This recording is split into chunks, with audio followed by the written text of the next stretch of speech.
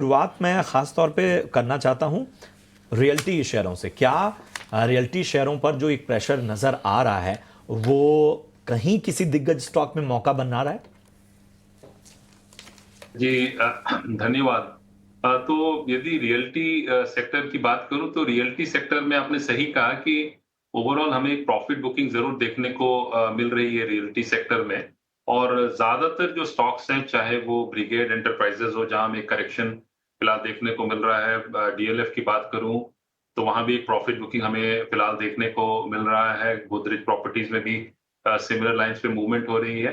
लोधा जो है वहां कंपैरेटिवली एक अर्लियर हम लोगों ने करेक्शन देखा था, उसके बाद एक अच्छी pull back from 1100 levels towards 1400 के आसपास देखा है। तो लोधा जो है वो कंपैरेटिवली बेटर ऑफ है बाकी रियल एस्टेट स्टॉक से। और इसके अलावा यदि मैं महिंद्रा लाइफस्पेस की बात करूं तो यहाँ भी हमें प्रॉफिट बुकिंग देखने को मिल रही है और अब एक पुल बैक शायद यहाँ से हो। लेकिन जो सबसे स्ट्रॉन्गेस्ट ऑफ ऑल यदि मैं रियल एस्टेट स्टॉक्स की बात करूं तो दैट इज ओबेरॉय रियलिटी।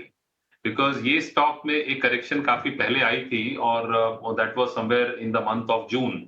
जून के बाद ये स्टॉक जो है कंसोलिडेशन में चला गया। और यदि मैं इस क्वार्टर की बात करूं तो इस क्वार्टर में the stock is up almost 22%। Month की बात करूं the stock is up almost 15%।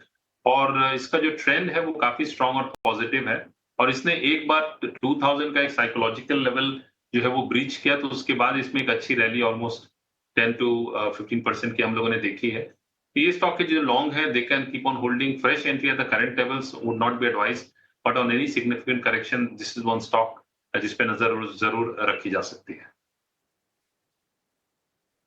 रहा है इस वक्त इन तमाम रियल्टी स्टॉक्स पर लेवल्स का विशेष रूप से ध्यान रखिए, कहां पर आपको नजर रखनी है ये भी आपको बता दिया गया। बढ़ते हैं आगे।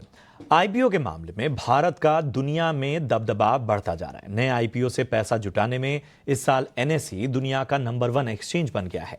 इस पर और डिटेल्स दे रहे हैं शरद दुबे। जी शरद।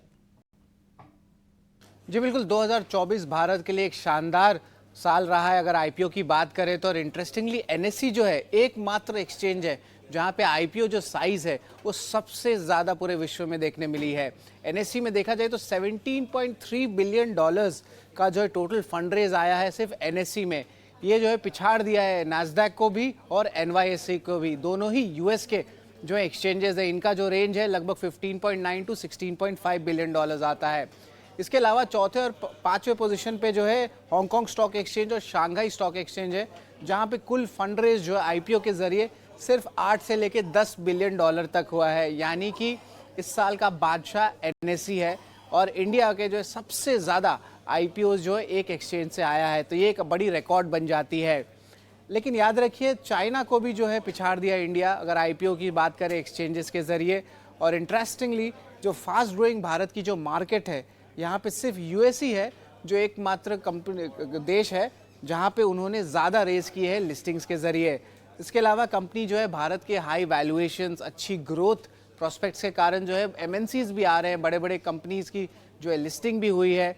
और अगर हम बात करें कि आईपीओ की संख्या के क्या आंकड़े क्या है तो भारत की संख्या देखिए 150 से 2 गुना हो गया 2 साल में, 310 लिस्टिंग्स हुई है। वही अमेरिका की बात करें तो मॉडरेटेड है। और चीन की देखें तो भारी गिरावट आई है 2024 में, क्योंकि उनके रेगुलेटरी इश्यूज में भी थोड़ी दबाव आई है कैपिटल मार्केट्स को लेके। ये तो आईपीओ की संख्या हुई, लेकिन आईपीओ की वैल्यू क्या है लिस्टिंग्स की, इसको भी स्क्रीन पे लाते हैं। तो यहाँ पे देखिए भारत का जो बढ़ा है 2023 से 2024 में 2 गुना हो गया है आईपीओ की वैल्यू। वही अगर अमेरिका की बात करें तो यहाँ पे भी ग्रोथ आया है, बट उतना स्ट्रेंथ नहीं जितना भारत का देखा है।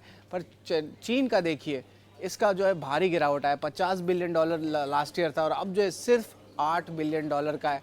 तो आप देख सकते हैं चीन में भारी गिरावट आई है अगर आईपीओ की बात करें तो ये ओवरऑल जो है आईपीओ की गाथा मैंने आपको बताई, जहां पे भारत जो है आप कह सकते हैं सबसे बड़ा एक्सचेंज हो गया अगर आईपीओ के बारे में बात करें तो। एनएसई ने 17 बिलियन डॉलर से ज़्यादा का जो है आईपीओ प्रोसीड्स देखने मिले हैं इस साल। शुक्रिया करेंगे शरद आपका इस अहम जानकारी के लिए। तो आईपीओ में भी अब भारत के बाजारों का दम साफ तौर पर नजर आ रहा है और हम कोई भी क्षेत्र ले लें, भारत लगातार उसमें कामयाबी के नए कीर्तिमान बना रहा है। चलिए